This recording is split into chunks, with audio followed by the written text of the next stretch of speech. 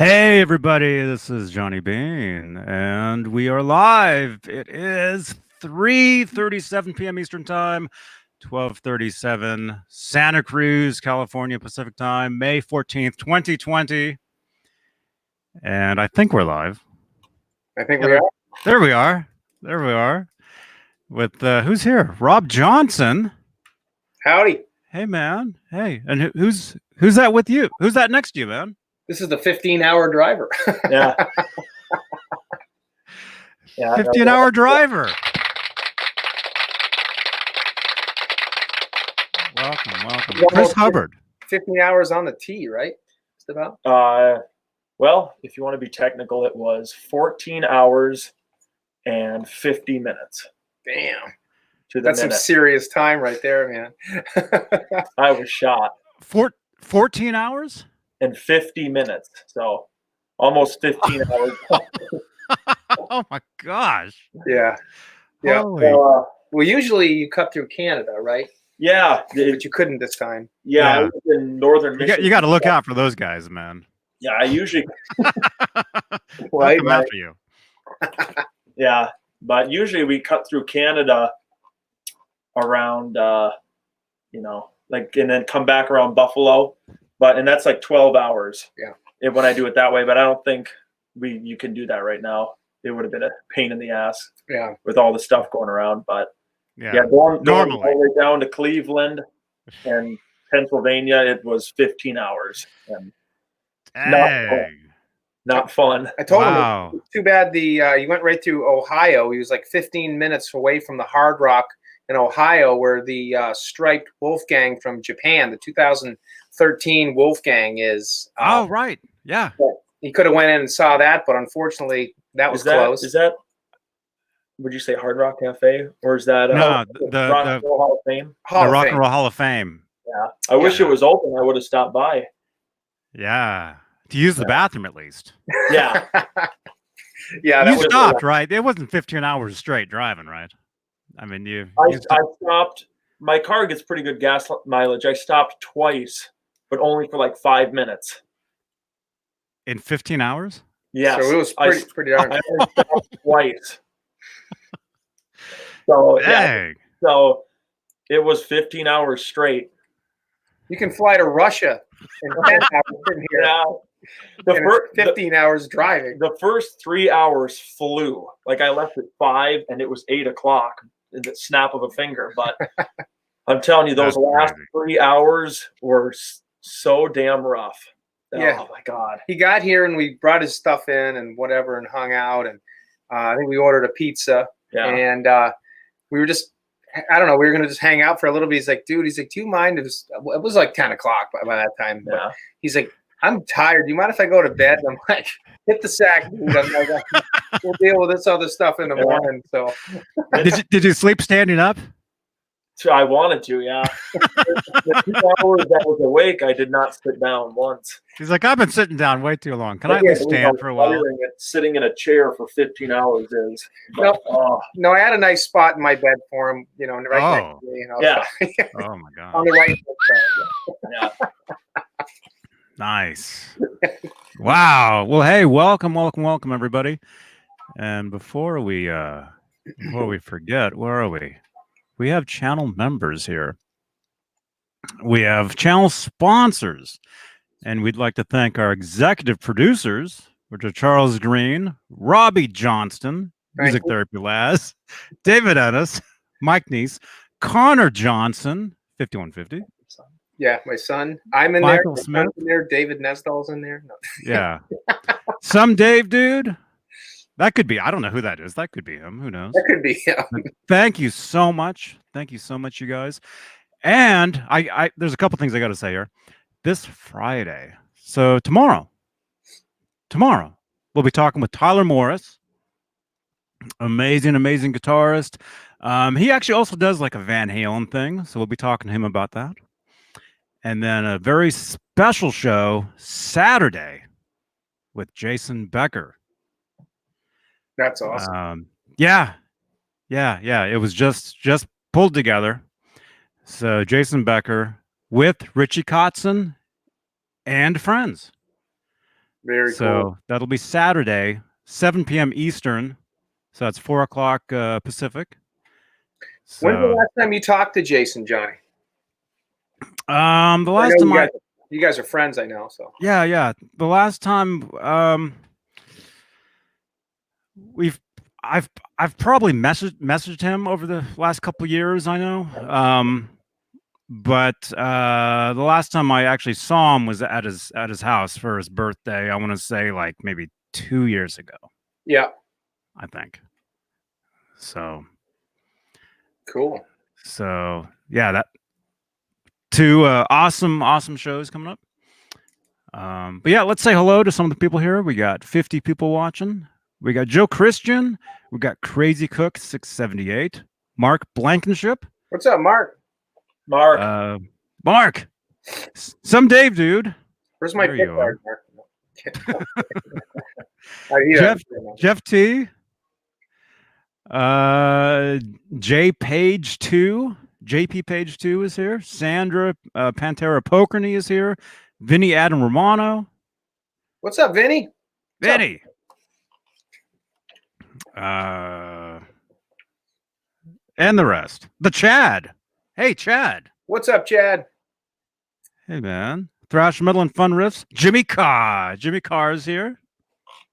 Jimmy. We're just on the phone with him about an hour ago. Not even, actually. Awesome. Sean Zimmerman is here. Ron Limber. Caleb Rappaport. Nerd Halen. What's up, Caleb? Brad Boland. Nick Horton. Joel Bateman. Music Therapy Laz. Randy K. Bill Spruce. Football Legends. And RMG 471 is here. Fender Guru's here. Fender Guru. And the rest. Well, very, very cool. And Chris Hubbard is here.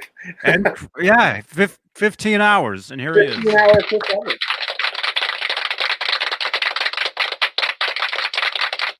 Yeah, I told him yesterday. I'm like, hey, when you're 5 minutes out, give me a call because not that it matters. Everybody's got a GPS, but he's been to my last place like 3 times, I think, 3 or 4 times. Mm-hmm. And this is my 4th time. Yeah, coming here. This is his 4th time coming here. I only live like 15 minutes away from my last place in a different town, but first time here, so I said, hey, when you get 5 minutes away, give me a call and I'll meet you outside, show you where to park so we can unload everything because he had a whole bunch of gear and he's taking a bunch of gear and all that stuff. And so I got outside and he pulls up and you guys will see my Instagram, Facebook page. So I'm like, Hub's in the house, and he got out. He's like, oh, that was 15 hours. He literally when he got out of the car, that was legit. That legit. It wasn't acting right when he got out. Yeah, we're my hoodie and sweatpants, and I had my Christmas slippers on. He's wearing slippers. I want to make it as comfortable as possible. Everything but the sleep part. You were good. Yeah.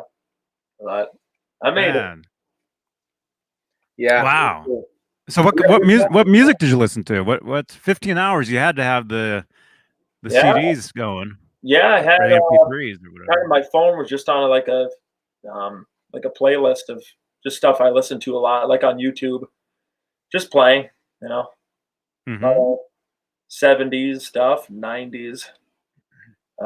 Definitely. A lot of Van Halen. I've been on a Cranberries kick. Oh, which one? Which album? That's just anything and everything. Just whatever. Cranberries are good. They clean out my colon really good too. Yeah. When my last drive to LA for the NAMM show, I was listening to the Cranberries. Actually, I had man, what album was that? What's that song?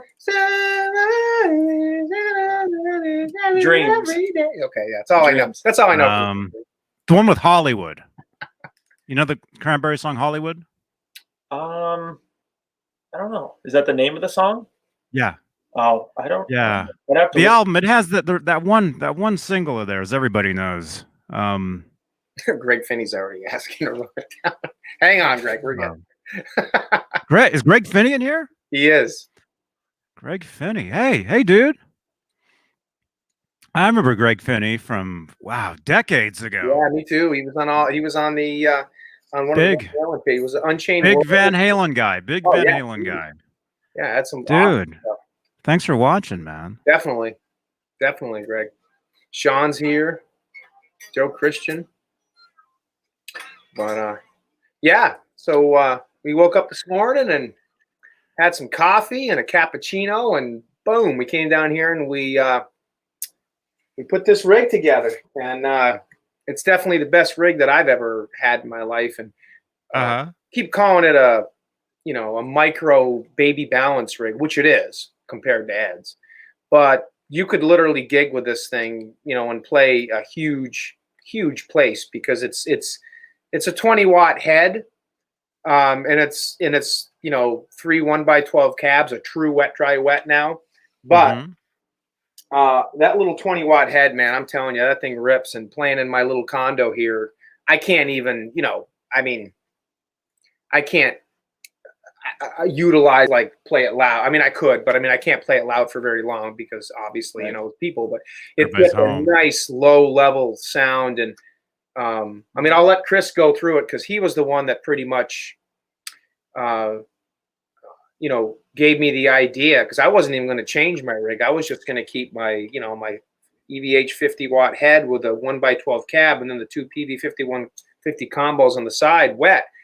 And you guys all hear me yap whenever I do these shows and hear me talk, but I'll let Chris explain kind of his thought process on what he was going to be doing, because it worked well for both of us. It was more of a trade-off more than anything, and we both made out pretty well. And I had to buy a couple of things to make it work, but yeah, I'll let you take it.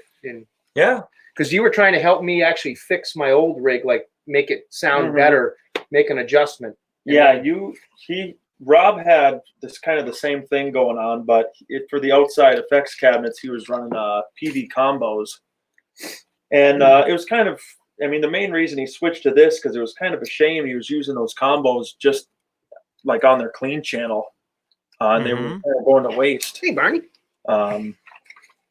There's Barney. Barney. So, but I had a extra power amp. I had all the stuff he needed to do just like a normal wet, dry, wet. And I was interested in his two combos. So I said, you want to do a trade? So I gave him the 6505 mini head, the power amp, a few other thing. And he gave me the combos, which are in the next room. We'll show you those in a minute. And we set it up how a normal wet, dry, wet would be, with 3 standard cabinets and a stereo power amp, like how Eddie runs it, and turned out great. And he upgraded to the Eventide harmonizer, the pitch factor, so it's we can dial it in exactly like Eddie does for the harmonizer.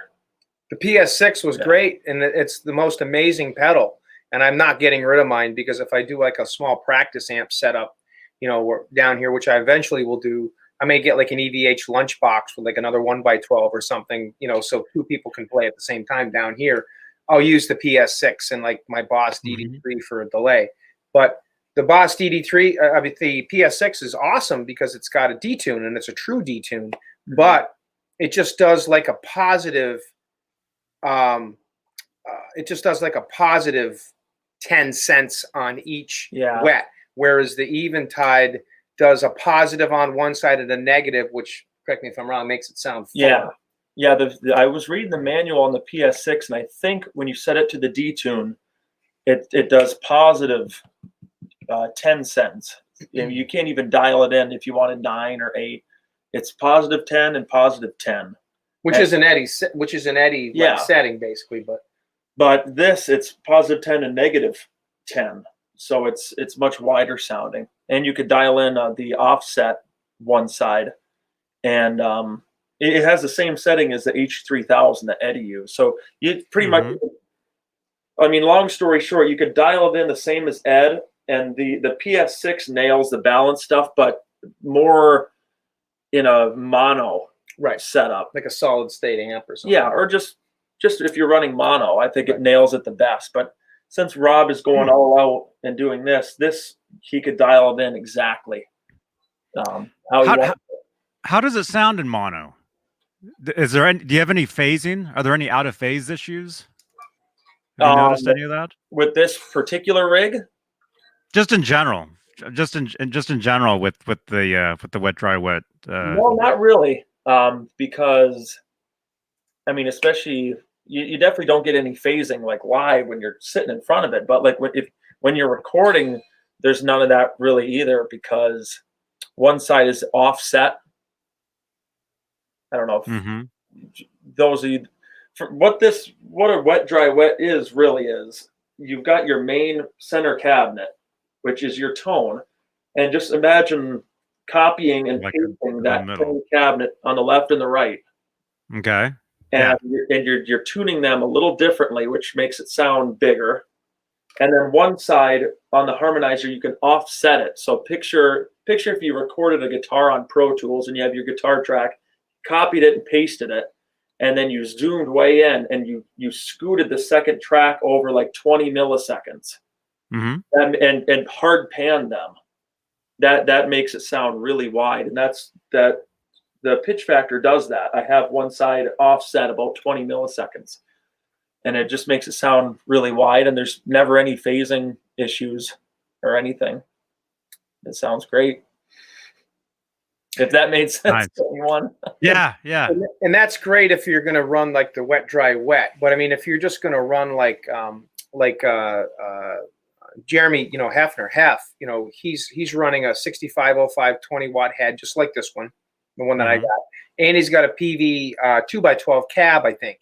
So, he messaged me back a few days ago and he was like, hey, should I get the time factor? Should I get the should I get the pitch factor? I'm like, you don't need that if you're just going to run a mono, setup. I mean, the time factor is great if you want to throw a delay to the right side and a delay to the left side of two cabs, not just a 2x12 one cab. You can't do it with two speakers, but two cabs.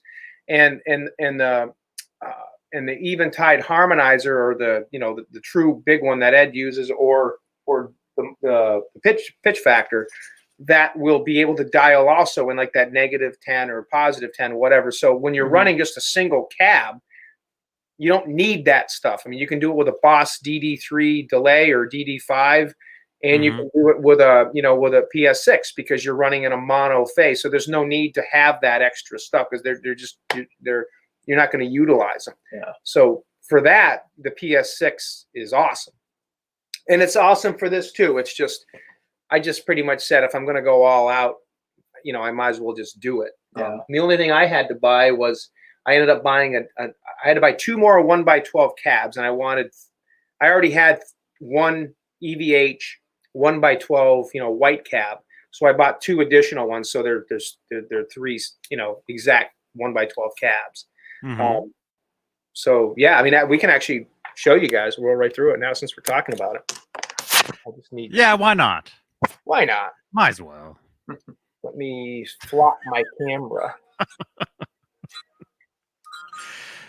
Is there a way to flip the camera around on this? What are you on? iPad? Laptop? Yeah. Well, is there a camera on the other side? I don't know. Yeah, probably not, right? Sometimes there aren't. I don't think there's. All right. Maybe I'm not on my phone. All right. Can you guys see that? Yeah. All right. So there's the 3 1x12 cabs. And here's my pedal board, which I don't have my foot switch in there yet. I will. That's going to be in there tomorrow. But basically this is all running in line with the amp. So I got my, from the guitar going into my wah, into my super octave, EVH flanger, EVH phaser, and then we got the DC brick, and then I have a Digitech FS3X foot switch, which allows me to switch back and forth between different banks on my delay, which I'll show in a second. And then here's the 5150. Well, it's actually a 6505 20-watt, but it's the same exact thing as a 5150. Wow. So where'd you get that logo? Is that logo from the cabinet? Yeah, that's I had a logo from a PV 412, and it's the perfect size. Oh yeah, That's cool. yeah, it works perfect. I took the grill off and put it there. I put a PV logo. Wow. So small. And the EVH block letter. You guys see that? Yeah, this was Rob's idea. EVH. That's almost like a 5049 amp. Yeah, right. What is that? 5149 and a half. Yeah. Yeah. Here's the time factor. Here's the pitch factor. And I got different delay settings dialed in, or Chris does for me. We got the 95 delay and a cathedral delay. We have the sound that he's getting now, the delay now that he uses, which is a longer delay with a cathedral and then like a Roth era. And there's a power amp on the bottom, QSC power amp with a Furman power conditioner. And in the back, running the Bray box. I don't know if you guys can see that. And then the Boss NS2 noise suppressor.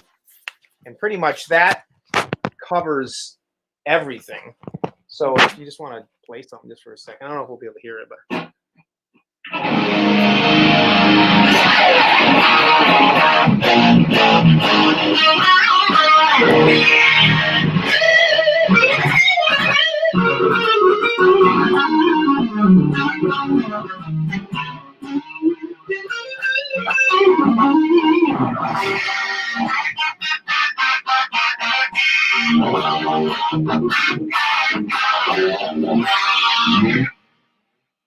Yeah. Nice. Yeah, you can hear it. I mean, even though it is in mono or whatever for us, and it's kind of garbled and whatever. You can definitely hear the effect. Even on our even on the phone this morning on the Instagram Facebook post I put together, you can really hear that, like you said, Johnny. You can hear that effect. It's not, I mean, it's not perfect, but I mean, it's definitely. I mean, you're listening to it now. It's like, wow, and I like the sound better than the last rig that I had. So, and I'll take you guys out here and just show you what Chris is getting. This is where I keep all the bodies.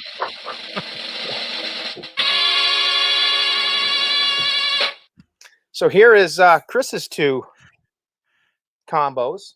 So he's got two. Oh, yeah, okay. Yeah, I remember those. Yep. You had those set up last time, yeah. We're going to take the grills off probably tomorrow morning and paint those black again so they look more, like more natural for his setup.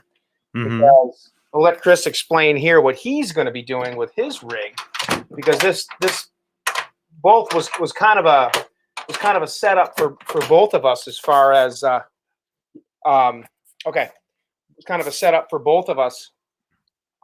He just ran upstairs real quick.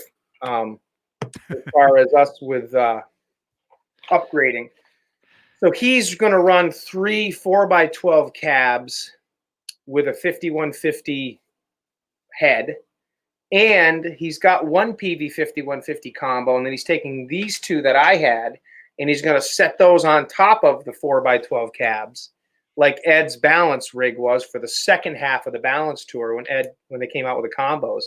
And the combos are going to be for his clean sound. And we're going down to see Bill Kelly tomorrow. We're driving out to New York to meet with Bill because Chris is buying his 5150 block letter head, like what Johnny has. And that's going to be for the clean. I forget how he's doing. He's going to have 200-watt heads. And I'll let him explain in a minute when he comes back. But hey, Hef. So he's going to have basically what Ed was running, except pretty much in the balance rig for 3 combos and 3 4x12 cabs and 200-watt heads. So that's going to be pretty amazing. And he's also running the Roland, what are the SE3000 delays? You got 2 of those. Yeah, I'll let you explain what you're going to do. See ya, Pooh Ninja's out of here. Michael James is watching us. I just saw somebody else too. Dave Sampin. Hey, dude. So how are you running those two heads? Well, one is just going to be a backup. Yeah. Yeah. The new one I'm getting is the main head, and then the combos on top are going to be the clean rig, kind of like Eddie balance, because the original 5150s don't really have a good clean channel. Yeah. You can kind of dial it in, but even then you can't switch to it from the switch pedal. So that's why if you watch Van Halen in like 91 through 93, Eddie doesn't have a clean channel. He just backs off of his volume. And then during 95, he has a real clean, sparkly, clean sound because he's running the Marshalls or the 5150 combos. So just for the hell of it, I'm doing that. Yeah. I mean, that's my favorite. That's my favorite guitar tone is the balance tour. So yeah, me too. Figured why the hell not? Hi. Hey, Tony.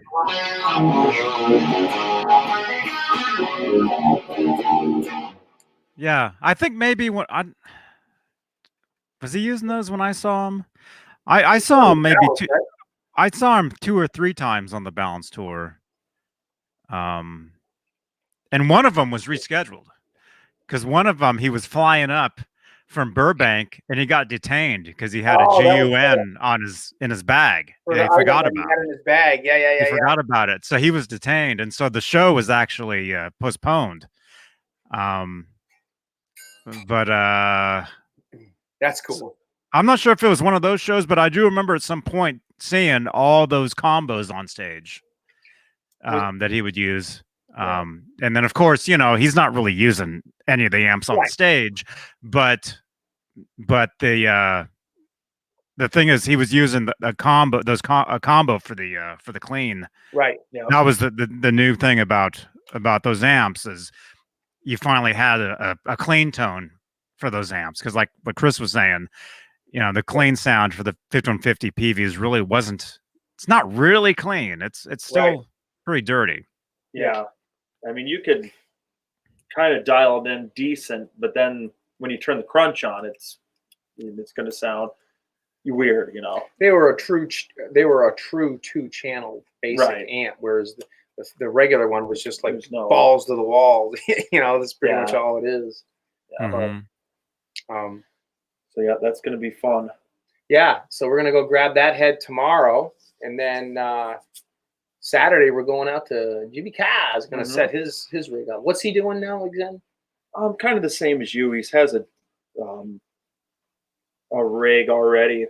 He's got an EVH head and a cabinet or two, but he bought a third cabinet, and I got an extra power amp for him too, and we're just dialing it in, wet, dry, wet. Yeah, and he's got the Eventide time factor and the pitch factor too, right? No, he's got it's a Lexicon unit that does both. Oh, and he eventually is going to buy both Eventides, but he's going to wait on that because he just bought a bunch of cabinets and stuff. But the Lexicon will get him by for now. It sounds great. Jimmy's got to get approval from the bride, I think, right, Jimmy, to buy anything else. If he chimes in on that. But the way he's describing his Lexicon, I think it'll work just fine. Yeah, that'll be cool. So, and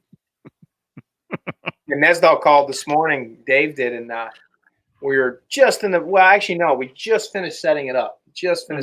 So we were played a little thing for Dave, and we've definitely fine-tuned it since you posted a video of it too. Sounds even better. Yeah, the video that I posted sounded pretty cool, but after that, Chris dialed just the EQ just a little bit more, did a couple other little things, and it came out awesome. Yeah, it's even better. It's even dialed in even tighter. What's up, Clayton James Hicks? How you doing? Clayton James Hicks, 1998 Hicks. Today is, what did he say? Telecaster Thursday? That's right, Clayton.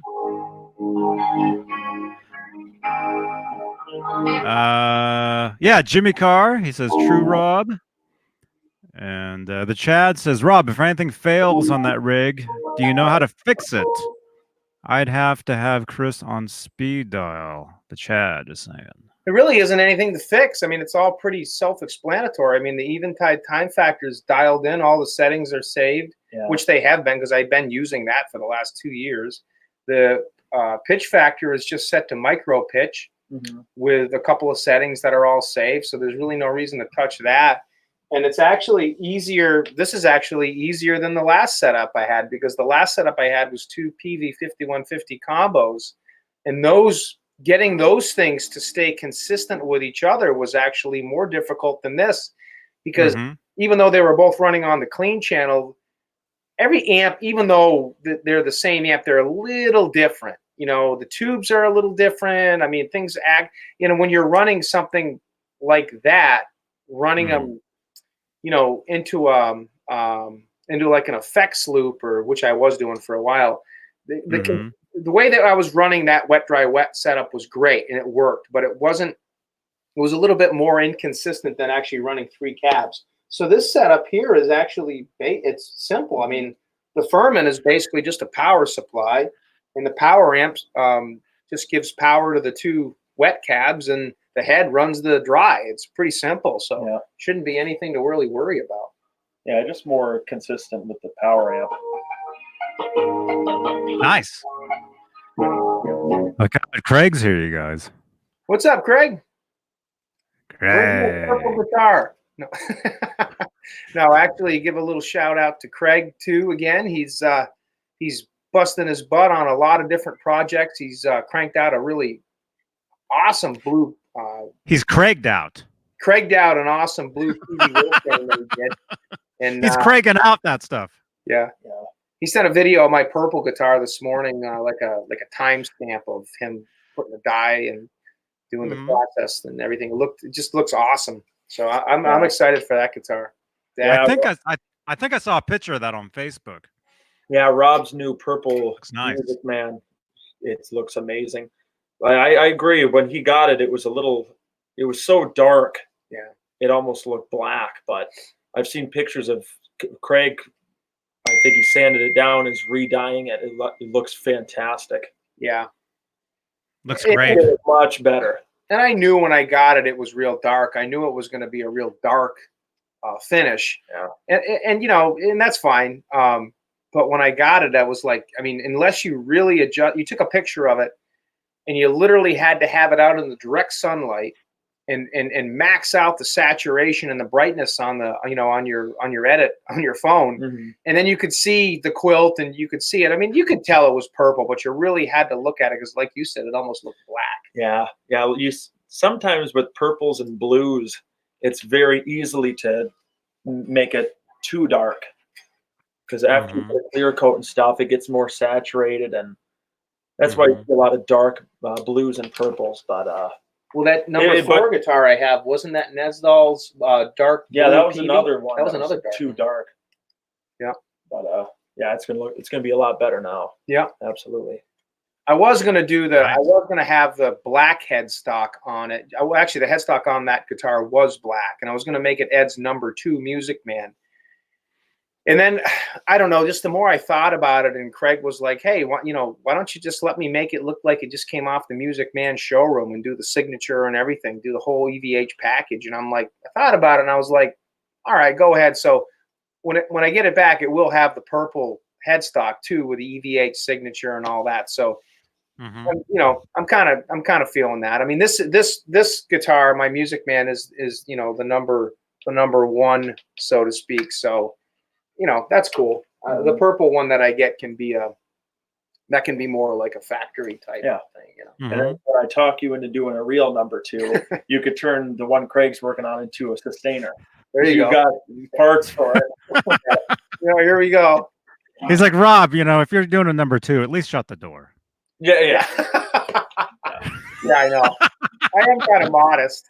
Yeah, that's what I told him earlier.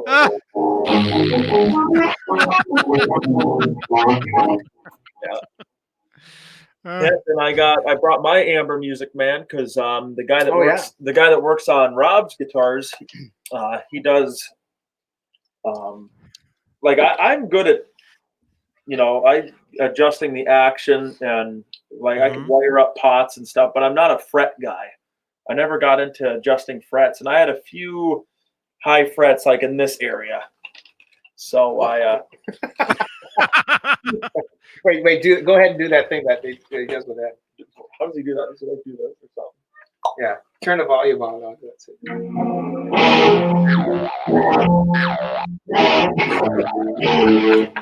Oh gosh. But Man. anyway, Now I feel better. yeah. He actually did that to a friend of mine.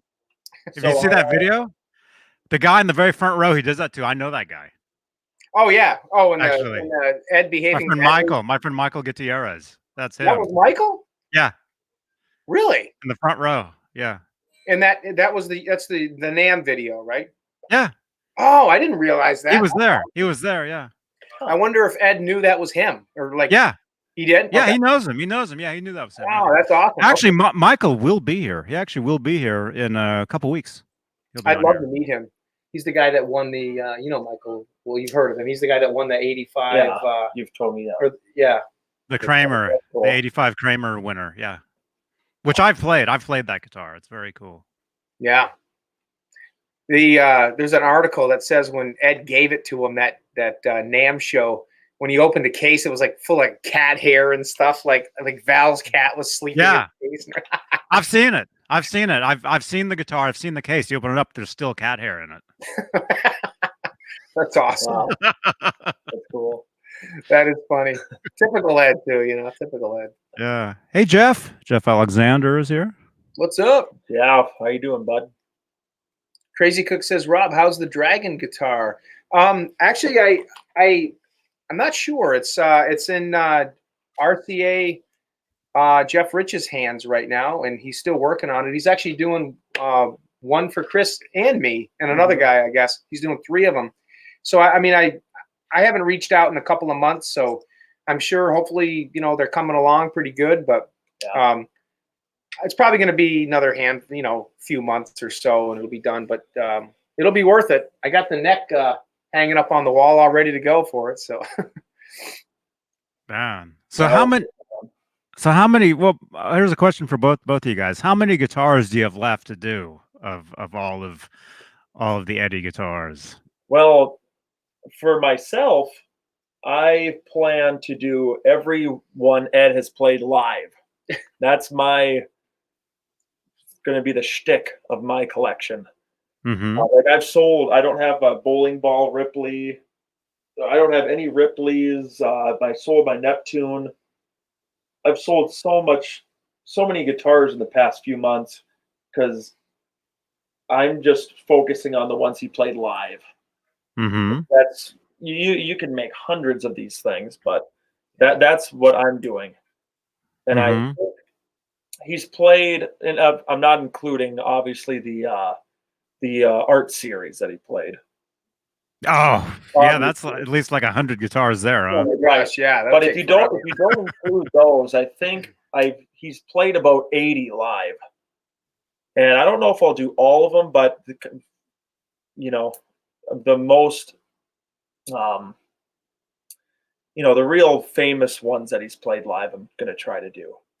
Uh-huh. I'm at about 40, so I think I'm going to do about 50.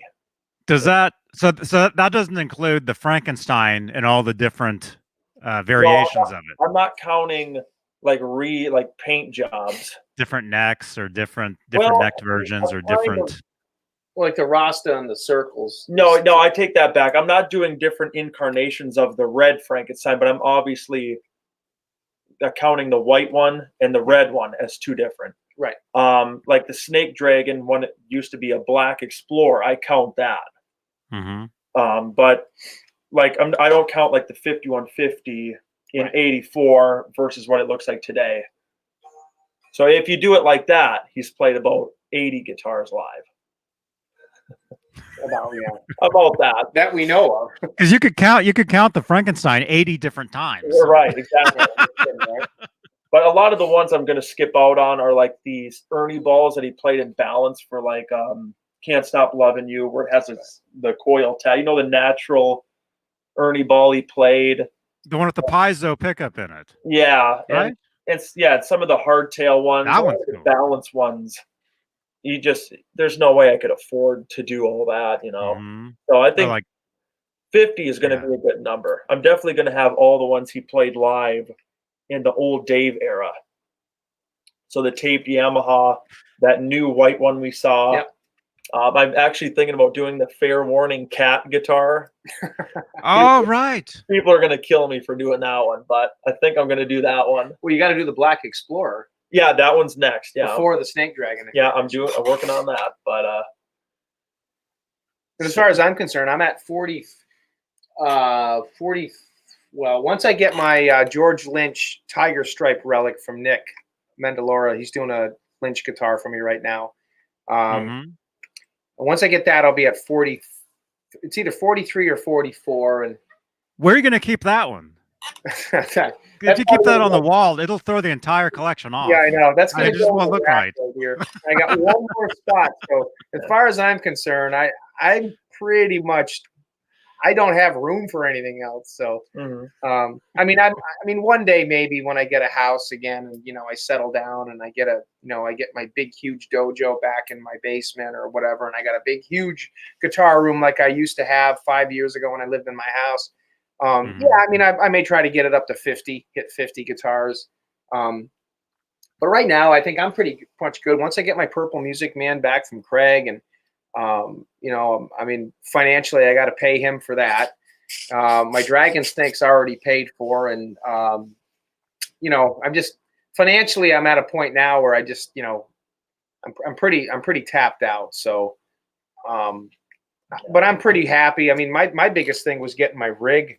Now, I've always been a guitar guy. I've never been a rig guy. I mean, I've always had the amps and stuff like that. But this particular rig here has really got me pretty jazzed up. I mean, I haven't been this happy with my sound in a long time, and it's just been kind of cool. So I think I'm just gonna roll with the guitars I got coming in now and in this sound, and I'm pretty good for a little while until maybe I don't know.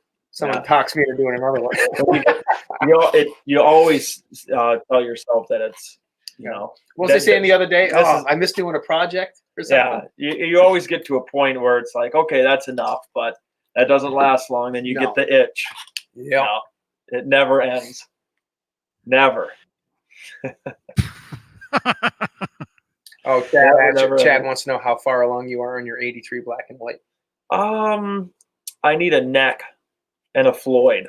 Body's all done though, right? Yeah, it's painted, but I don't have a neck for it. The neck in the picture is a banana neck that I just had laying around that I took for the pictures, but I need a neck and a Floyd for it. Yeah, that's an amazing guitar, and yeah, the Chad, dude. Yeah, we got to see yours at some point, man. That's he just finished it. It's that's so cool. And Joe Christian, man. Joe Christian, thank you so much. Thank you so much, man. We appreciate everybody that that you guys even want to join us and watch this stuff. Because we're pretty nerdy. Just a little bit, yeah. Just slightly. Just slightly. Yep, sure are. After watching you, Rob, I bought a Trans Trim, a new one. Oh, that's awesome. Do you mean the Summer Nights video I did a few weeks back? You mean? Yeah. Yeah, that's a cool guitar. That's probably one of my favorites. That and the 5150, and then this Music Man here. That's a guitar that I was blessed to be able to own a long time ago, and because there's no way I'd be able to afford something like that now. But what was it, last year? I was lucky. I was fortunate enough to be able to shift a few things around. Thanks to Chad, he helped me out a little bit with taking a couple of things off my hand, and I was able to get that guitar out to Headless USA and have Jeff Babbitt's actually do a total rebuild on the thing, which it was awesome. Yeah, it looks amazing. Yep. Plays amazing too. It's awesome. I got to get the action lowered a little bit. Craig says, Rob, I'll come up in a few weeks and I'll bring the Blue Lagoon. Awesome, man. Yeah, that'd be awesome. Can't wait to see that. And you got to see my new rig. Definitely. Wow. What's the Blue Lagoon? That's the guitar that PV Wolfgang that he owned. I guess he'd had the guitar for a while. Did you see the pictures he posted, Johnny? The Blue Lagoon. It looks like you can swim in that top. It's a PV Wolfgang that he redid the top on, and it's like a blue. It's a blue quilt, but it's just so like aqua. Like it's amazing. Craig, Cool. Craig, text me a picture of that real quick, and I'll just show these guys. Let me see. Well, it'd probably be better if I showed it on here because I can share my screen. Yeah. Let me see. Yep. Right, while you guys look for it. Right.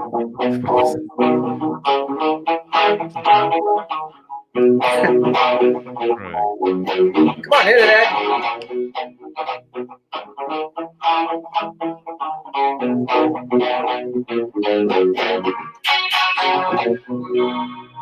Oh, with all the hype that Garth Brooks has had in country, I figure we do country though. Next will be a religious album. Yeah. You guys know what that's all about?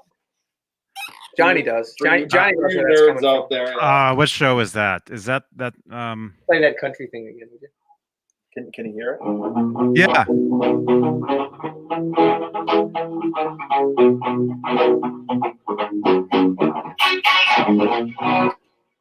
Oh, the Blue Lagoon. Oh, look at that. Isn't that awesome? Wow. That was a 93 5150 interview thing. Yeah. In the studio. The 93 one? Now batting for Pedro. Remember that? Anyway, that's what Alex says. Yeah. Anyway, I love that.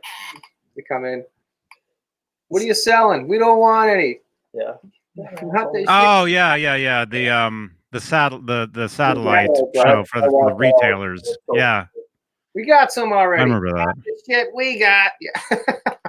I love one of the guys says, will we hear anything of Van Halen solo projects? And Alex goes, I do a little bit of carpentry. You can't even really hear him do it. Yeah. You got to be listening for it. It's so funny. And Mikey laughs. Craig. Okay, here's Craig's Blue Lagoon. Thanks, Craig. You sent me a bit. Let Johnny show. Yeah, that thing is awesome. There we go. You can like I said, you can literally like jump in and swim in that freaking thing. Look at that. Oh, gosh. Is that a flat top or an arch? I don't know. I think it's a arch top. Craig, is that an arch top? Wow. Yeah, the sides of that are really cool. That's very well. He redoes the binding on these too, and he's redoing my binding on my purple. Yeah, the bindings that he does are that's great. Yeah, it's cool. Wow. Wow, man. Hef says, what setting are you running the 6505 at watts? We're running 20 watts, right? Yep. 20. Yeah. And that's for low volume too. Wow. Awesome, man. Okay, I'll show the headstock too. The headstock is really... He did some cool stuff with the headstock too. He made put a blue scoop in there and did the logo blue and everything. It's definitely really cool. Definitely some cool stuff. Yeah, that is one hell of a quilt, Joe. You're right.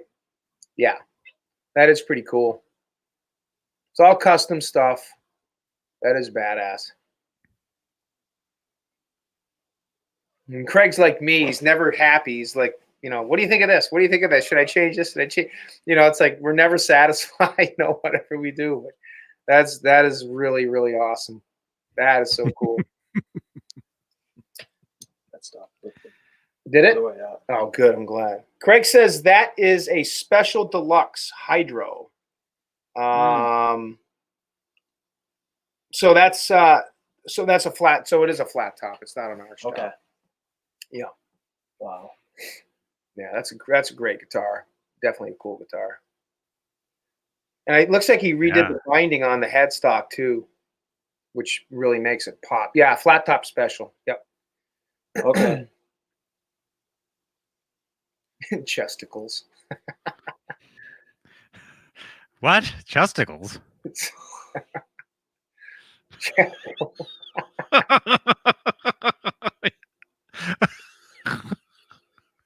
Okay. That's funny. That's why I couldn't tell, because it had a tone knob. But Craig said he drilled a hole for a tone knob. Yeah, he did the same thing I did to my. That's why it looks like a like an arch. Yeah. Yeah, well, that's the same. It's the exact same thing I did to this guitar when I put this together back a few weeks ago. This is an Indonesian special body, and I got it because it was a quilt top. But I put a tilt back. USA headstock on it with the right tuners and everything, and I drilled a hole for the tone knob. It's not hooked up because I don't use the tone anyways. But I drilled the hole for the tone knob, put a pot in there. I put a USA PV ridge on with the right posts, and even switched out the plate to a black one. Yeah. And then put my welded eye bolts on with the set screws, and yeah. So it looks kind of like Ed's PV. Yeah. Other than not being an arch top, Now that thing is amazing now. Oh, it plays especially because the neck and the Floyd. It's pretty much just a USA Wolfgang now, and I have the same guitar, but with a sustainer. Right. The Indonesian. Oh, these are Korean. Korean body. Korean body with the USA Floyd and neck. Yeah. Yeah. It's got a hell of a quilt on. I mean, obviously it's just a veneer, but still looks amazing. A heck of a quilt. A heck of a quilt. It's still early.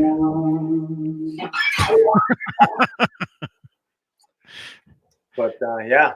That turned out good. Nice. Took me forever to find the right tuners. I had Gattos on it, but it just was bothering me. So I'm like, I got a USA neck, so I have to put the Schaller 45-degree tabs on. The tuners. Yeah. Or 90-degree tabs, tuners. Yep. So came out cool. Sure did. But awesome. yeah. How about you, Johnny? You got that 84 in the background there, I see. Yeah. It's just here for looks, You kind of like me. That's the whole reason I'm here, is just for looks, You ever play it? Oh yeah, actually I recorded a song with it. Actually that opening track that you guys, actually no, I didn't use it. This one. I'll play it for you guys real quick. It's like 30 seconds. Yeah. Or is it? Is it this one? This one. All the guitars you'll hear in this is this guitar right here. Right here. And we're not done yet. I'm just playing you the music.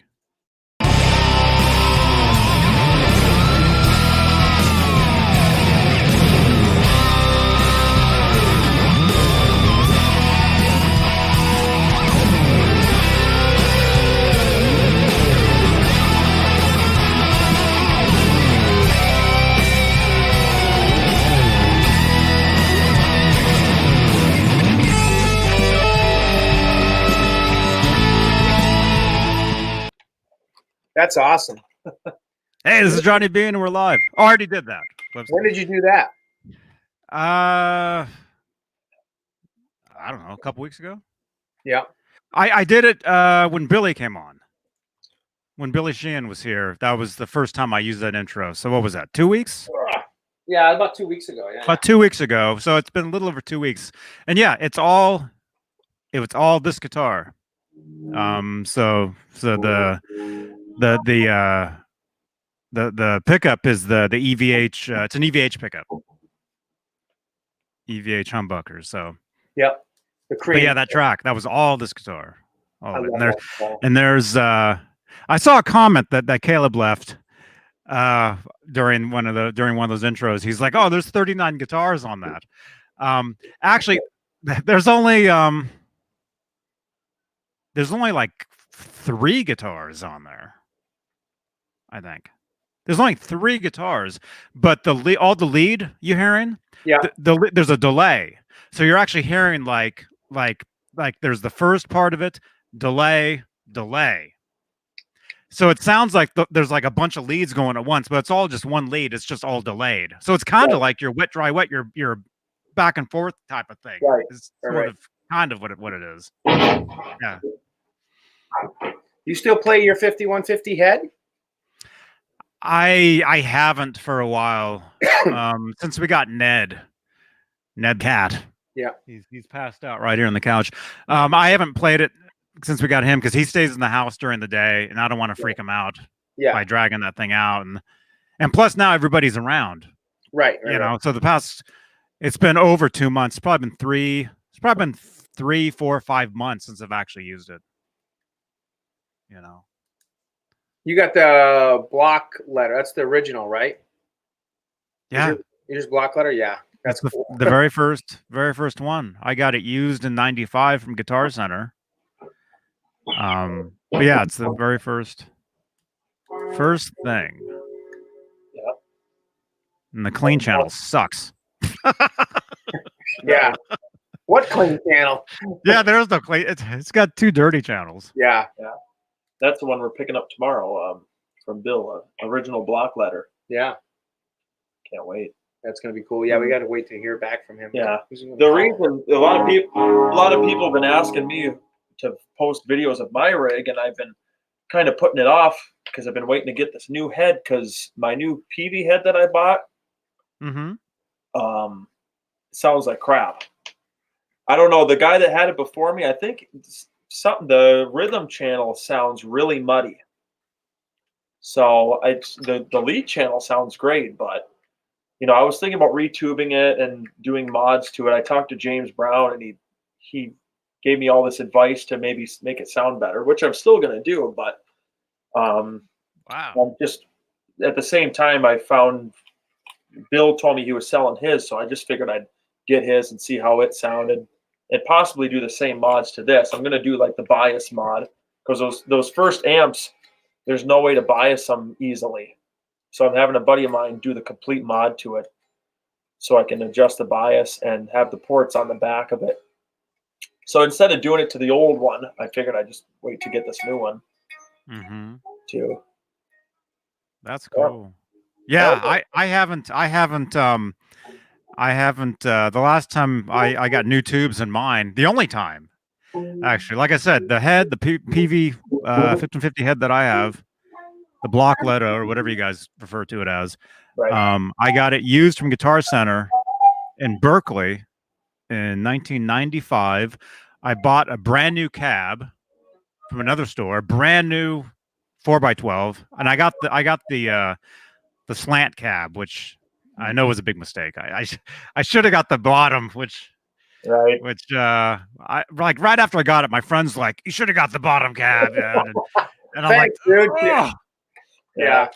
But and then the only time I got it retubed was in the year 2000. So it's been 20 years. I think that's the same year I retubed my my combo, my 5150 combo that I had then. It was the year 2000. I remember that. I found these Sylvania tubes that, or no. Were they? The only reason I remember that is because it was the year that we were selling our house, and I remember the tubes came in like 2 weeks before we closed to go buy our second house. Yeah, it was 2000. That's funny you said that. We had just met, you and I. Well, yeah. Not really, but we were in contact. 98 or 99. Yeah, I was within 99. 99. Because I remember when I first sent you an email. Yeah, I called you Ron. I'm like, "Hey, Ron," and so that's why this whole running joke now, why he's known as Ron, is because of me calling him Ron when I'm. And there's only one Ron back then, because that was Ron Higgins from the VH Trading. Ron Higgins, yeah. Or Discography, yeah, the discography, yeah. Yeah. Is that thing still updated? You know, I have not jumped on the Discography probably in well over a year. 2 weeks. It was. It's been 2 hours since I was over there. Yeah. This morning, I don't know. I haven't been over there since. The Van Halen Discography was still up the last time I checked, but that was probably like about a year and a half ago. Somebody Google that while you guys watching. Somebody just get on and Google Van Halen Discography and see if that comes up. I'd be anxious to know if it does or not. I really would. John Biel. Yeah, I definitely would be. I know Discography. That's the same. That was VH Boots. right? Yeah, VH Boots. VH Boots. Yeah. Let me see. Let me see. Okay, Van Halen Boots. And then there's got to be last updated May 12th, 2020. So it was last updated 2 days ago. Well, they still are coming out with different, well, maybe not different show. Well, they still are coming out with different shows, but they're still coming out with, like, I don't want to say commercial grade bootlegs, but The vinyl. All those they're still coming out with vinyls, yeah. And they are still coming out with CDs. I mean, back before the COVID-19 thing kicked in. What's a CD? About 2 months ago, I was up to this this kind of a like a Spencer Gifts type store, but they sell like music and a lot of like live stuff. They had some Diver Down bootlegs that were like silver disc CD, like official releases that I'd never seen before. I'd had the show. I mean, we've had the show on different discs, but not under that title or the official, release. So they're still doing that stuff. Well, none of that stuff's official. None of it. The official, unofficial stuff. None of that stuff's official. Mr. B, you picked up an A3 Washburn, A5V Explorer. Awesome. Awesome, man. Send some pictures. You guys, you can always, if you join the Discord, you can always post pictures in there of all your guitars. Yeah. Or you can just send me pictures over on Facebook at Real Johnny Beane on Facebook. That's my Facebook page. You can always send pictures of your guitars and stuff. And actually, there's a group. There's a Johnny Beane group on Facebook as well that you can post. And the EVH group, EVH Gear Live, EVH Gear Fans Live. Yeah. Yeah, Dave asked why don't I just retube it. I was planning on doing that, but the guy that was going to retube it and do the bias mod, he wasn't able to do it till late April. And around that time, Bill told me he had a head for sale, and he was giving me a deal on it. So I figured I'd just get that and wait and do it to that one, because this, I don't know, with this head, I even talked to James Brown, and he said it almost sounds like someone did a mod to it to make the clean channel sound better, because the lead channel sounds so good and the rhythm channel is so bad that it makes us think there was something weird done to it. That's why I haven't been posting videos of it, because I've been just waiting to have it retubed, and then plans changed. I'm getting this new head, so that's why it's been taking so long. So I probably still will retube it to see if it's if we can get it to sound good. But the lead channel is so, it's like crisp and it sounds great. They changed the rhythm, and it sounds like the tone knob on my guitar is turned all the way down, and it just sounds so muddy. It's like, what the hell's going on here? So I don't know. It sounds like a crate. Yeah. Yeah. Well, we'll see. I mean, crate was my first amp, so I can say that. And not to mention, the day after I bought this head, I was looking for a original 5150. The day after I bought it, I think Bill messaged me and said, "Hey, are you still looking for a head? I have an original block letter." And because the one I have is a signature, and I was searching forever. And of course, because I have the worst luck on the planet, I'm searching for months. I finally buy a signature one, and then of course the day after, Bill says, "Hey, I have a block letter." I'm like, "Yep, that's my luck. I knew it." Yeah, but that's what makes you decide we're going to do this big deal. And there was no going back on returning the one I bought. So it's like, Connor Johnson says balance tone, pitch factor settings. You want to have it set to micro pitch. You want to have 100% mix for your stereo, and you want to have a negative 10% on one side and positive 10% on the other. Yeah. And that's what's going to give you mostly the balance tone. Well, I mean, as far as the late 90s stuff or the 90s Sammy era stuff that we like, I don't think Eddie's ever on record for saying his exact setting for the harmonizer. I don't think he's ever been on record saying that it was negative this or that. Most people say -9 and +10. or -9 and +9. But I've always just brought it up to 10, just to make it a little more, whatever you want to call it, exaggerated or whatever, because it still sounds good. So that's why we're saying 10 and 10. Yeah, it's because that's what I do. Nice. And Connor, thank you so much, man. Yeah, that's interesting. I can't. Yeah, he's been, I think there's a 95 interview, because Ed, he's been on record for saying that he doesn't use effects in this. He adds them all after he records, and he said that. Well, that's the way to do it. That's the way to do it. Is you always want to. I was telling Guitar Hack this recently on one of his live streams, because he was talking, because Guitar Hack, if you guys know him, he was talking about he was doing some recording, and he had delays and reverbs and stuff. He was recording with the stuff, and I'm like, no, you want to add all the effects when you're mixing.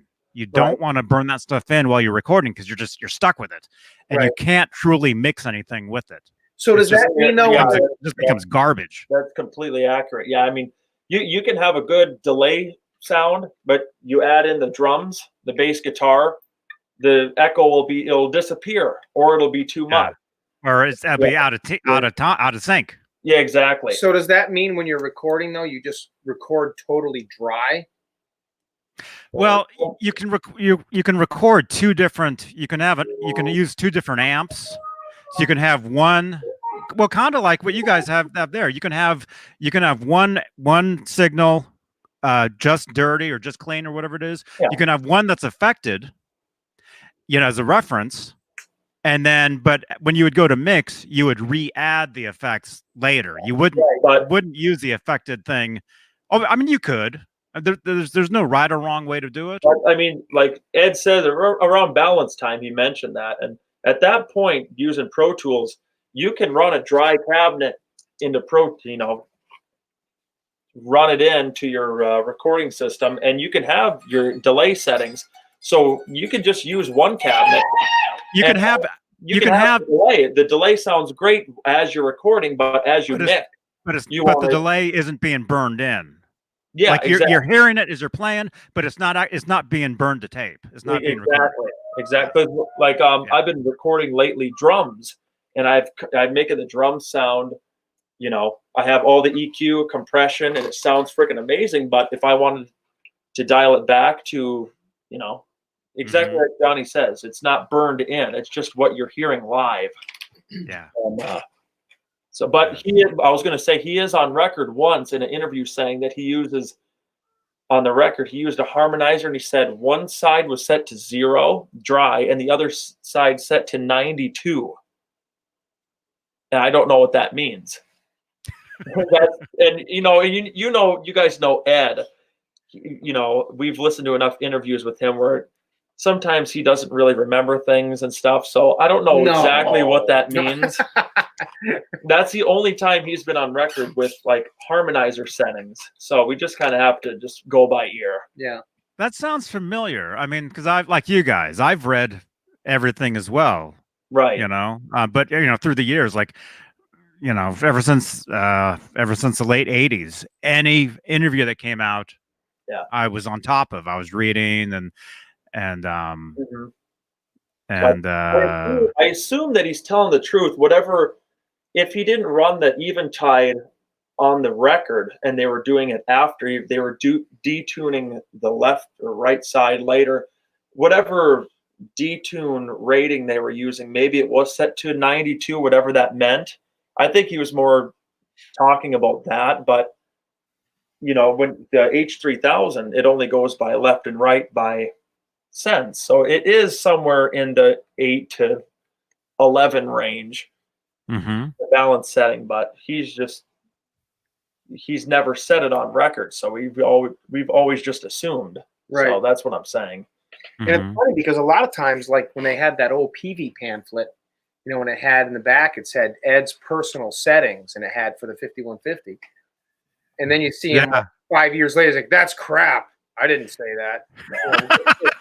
He was not in a you know, it was. It wasn't a very heavy tone because I had those pamphlets. I took like all of them from the store. I had like a whole stack of them. Yeah, me too. And I remember setting my amp to that, and I remember thinking, it really doesn't sound that. It wasn't that distorted. The sound. It was very. And Alan says, like when Ed said he used the 5150 in '84, back in 2014, and every other interview he said he used it. Used the Frankie on the '84 tracks, or some of them, obviously Flying V for Hot for Teacher and all that. And I said the same thing, Alan, because I remember back then him saying that he used the Frankie for the studio, but he used the 5150 live. And now it's like changed, and it's like it's the same exact thing. Like I have magazines that show Ed recording. Which one was it? I think it was Me Wise Magic, where it says he recorded it with the Fire in the Hole Transtrem guitar. But on the Guitar Aficionado magazine from 2012, he says he used the I got a copy back there, the Steinberger Transtrem Les Paul. The Les Paul, yeah. Mm-hmm. He doesn't remember what he did 20 years ago. Yeah, I mean, if what I'm trying to say is we really, as bad as it sounds, you know, we can't listen to Ed. He just doesn't. He doesn't remember, but it's because he doesn't have to remember. He didn't even remember he had Kramer necks on the Frankenstein. He said, "I never had a Kramer neck on the Frankenstein." Yeah. And a good friend of ours said, "Yeah, you did." Yeah, many. But the same thing with like Alan's talking about the 1984 album. We'll never know unless there's like video proving it. I have a theory. I think it was the 5150. Just seeing it backstage at the at a US Festival, and it already had like cigarette burns on it, and the headstock or the fretboard. I think it looks like it has a little bit of wear. You can kind of see some of the dirt. It looks really dirty in that picture. Yeah, and that makes me think that I think if you're asking me, I think 1984 was recorded on the Kramer. It kind of almost seems like he was playing it and recorded with it, but he was waiting to show it when the tour started. You know, and the US Festival, he brought out the Frankie. He wanted it to be the new album, the new tour. Wait to bring out the 5150. Yeah, but I if you're asking me just by guessing, I think he recorded it with the 5150. But I wouldn't. You never know. Hard to say. Yeah, I mean the thing is, you know, when you're recording, you know, you're recording at all hours of the day and night. Yeah. You know, you have an assistant, you know, handing you different. You snap a string on one guitar. Oh, bring me that one. Yeah. He probably goes through 20 guitars in one track. Right. I mean, you know, but when I say I think he used the 5150, obviously I don't mean for the whole record. I mean, obviously he used the Flying V, the Ripley. It was obviously being used, or it had been used by then. Yeah.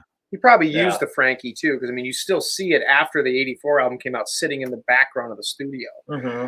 So I'm sure it was around, but I mean, hard to say. Football Legends, we got to run because my friend Chris is showing up here any minute. But Football Legends says I was wondering at your strap video, are you? Oh, it's not that one. Which one? The strap video or the other one? About the Gunner's belt strap? Gunner's belt. Yeah, where's that one? I'm doing an A3 Gunner's belt strap, and I was wondering how much you cut off and where you got your strap extender. Whoa. we don't.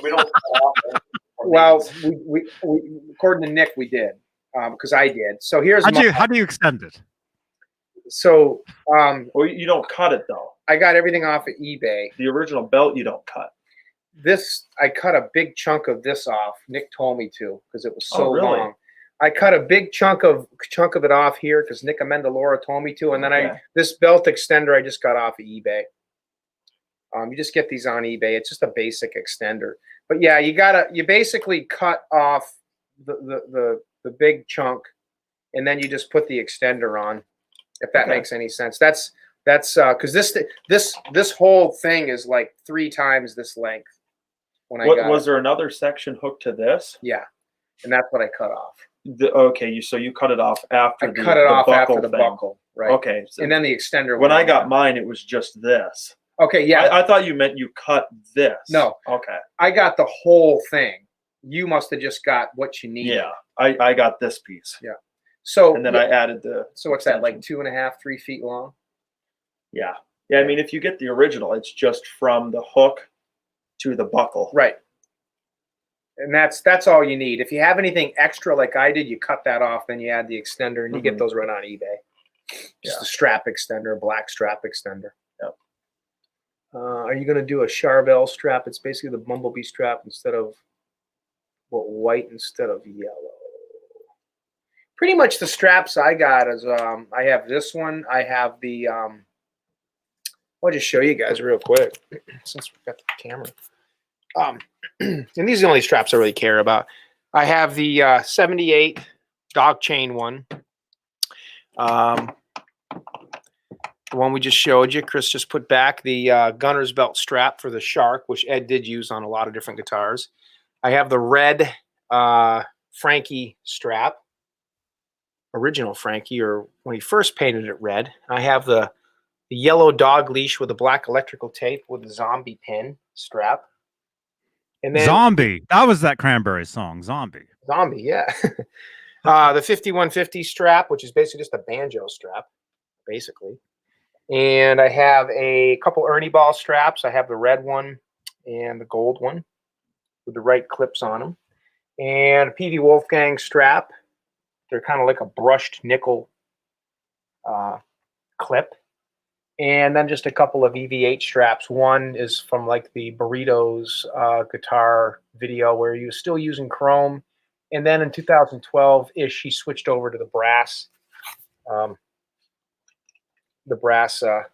clips. So pretty much those are the only ones I have. I just hit the majors, you know, then just the Ernie Ball strap here. But hey, Ed. How you doing? But yeah. But yeah, we actually got to wrap it up because my doorbell is going to be ringing and the dog's going to be barking here in a minute. So awesome. But well, hey, great to see you guys, and Chris, great to see you, man. Congratulations on the drive, on everything. Congratulations. Any more of the last minute questions or? Helen. Yeah, I even got Eddie in the corner. You're right. When was the US Festival? In June or May? May 29. May of yeah. May 29, 83. Was that it? That's why I think I totally agree with you, Alan, about the Frankies. It's told obviously we'll never know, but that's another reason why I think it was that one, because that's pretty early in the year. He had the 5150 and it was already worn out, but who knows? It could have been the Frank. Mm-hmm. I wish we really knew what he played on it. I remember when we saw that first picture. I'm like, wait a minute, was that like 4 years ago, Johnny, or something like that? That picture 3-4 years ago, we saw that picture and we're like, wait a minute, that's the US Festival. Wait a minute, that's the 5150. What the hell? I remember there's something because that's exactly what happened. We're such nerds that when I saw that picture, it wasn't even that the 5150 was in it. There was something about it. It looked Photoshopped to me. Yeah, it's just everything does when you don't believe it. Like, whoa, yeah. There was something about it that we weren't used to seeing. As like, yeah, because he was holding the Frankie, and I don't know. I was like, holy crap, there it is, man. That was wild seeing that picture for the first time. Yeah, it was. It was cool. But I'm going to show it really quickly since we're talking about it. That's a great pic. I think that's the very first picture. I mean, it's to the public, the very first picture of that guitar. And I think the second picture. There it is. Yep, that's it right there. Mm-hmm. So there they are, warming up right there. US Festival. Dave's got some gas or something. And then he lifting his leg. There's the car back there. And yeah, look at that neck. Yeah, the neck is already, I mean, it's really dirty. I mean, the neck was already messed up because of the clear coat being chipped off and all that. But I think you could see cigarette burns. I could have swore maybe, but yeah, the neck, how worn Yeah. it's wild. Yeah. And that's May. When did the '83 tour stop after South America? February? I mean, Early January, February, yeah. 83. How worn that neck is. But he was using the Kramer ad guitar for He was using that. the air guitar for the South American leg, right? Mhm. But I'm saying May, and look at that. I don't know. It's just, to me, that's crazy. And it's funny because in the Jump video, he used the 84 guitar. He didn't use the Mhm. 5150 guitar. He saved that to come live. Yeah, I don't know. And if you want to see another, or probably the second picture we know of it, you know, look at I think the Niels Lozauer book. Do you have this Lozauer book here? Yeah, which one? The original one, real quick. Right there, second shelf, all the way to the left. This is probably the second picture ever taken of it that we know of. If I could find it real quick here before we jump. This has got to be a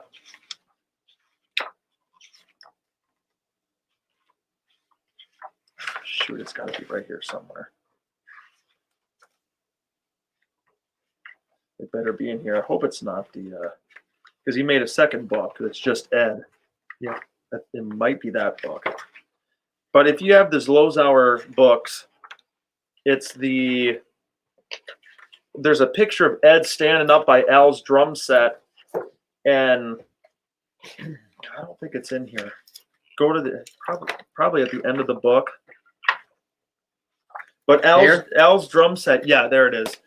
This is a rehearsal because you could tell Al's drum set, he doesn't have the 7 octobonds that match the rest of his drum kit. So this is a rehearsal where you can see he has 2 clear octobonds in front of the Simmons drums. Mm-hmm. This isn't from the tour. This is pre-tour, and there it is.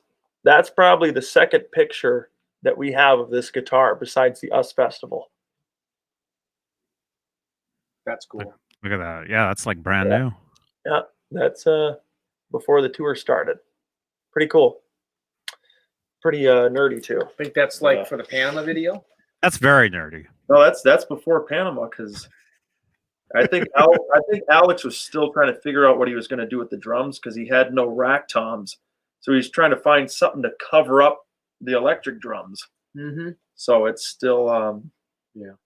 There's all these drums laying on the ground too, and so this is like a dress rehearsal. That guitar is fresh. Yeah. See, there's a cigarette burner. Yep. The scratch up by the black stripe. Yep. That guitar was like hot off the press right there. Yeah. Yeah. And there was also the picture of him wearing the red suit. Well, it's not, I wouldn't say that fresh because Right. he had this in May. And what is this, like January? Right. Of 84, you know? Right. Yeah, that's true. That's true. So, but pretty nerdy stuff there. Yeah.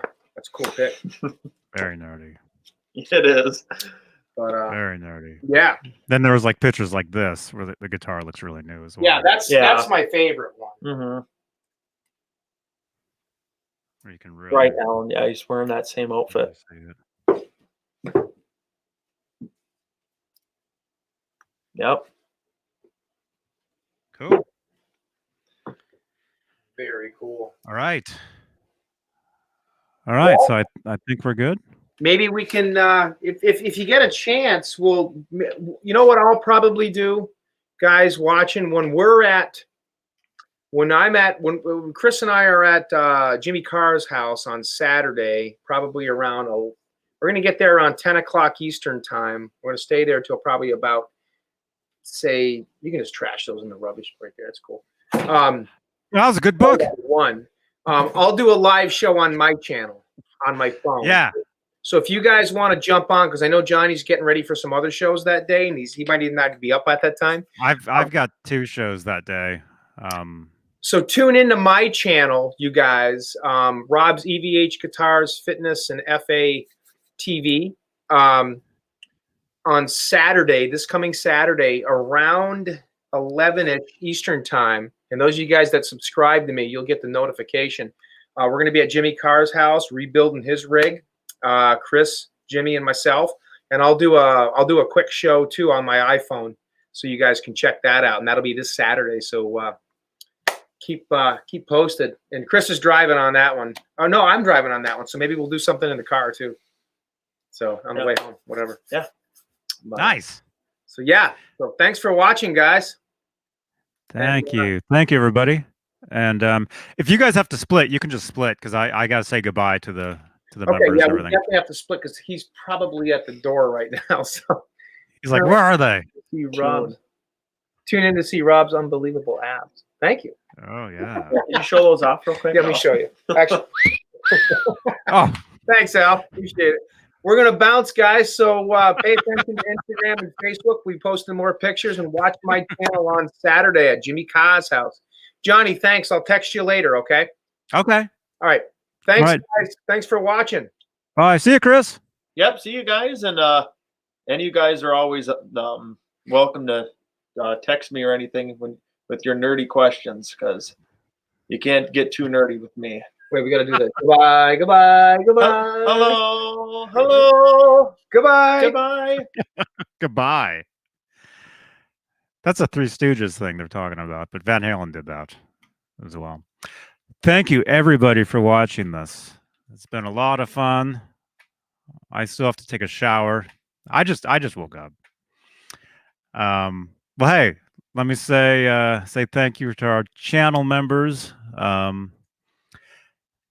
Thank you so much, Halface, Some Dave Do, James Gum, Mr. BHB Jr., Frag 1550, William Bill Spruce, Frank Corcoran, Thomas Santiago, Fender Guru, Music Therapy Labs, BC, Ghost BC Rich, Hugh Caldwell, Jim Nicholas, Connor Johnson, 5150.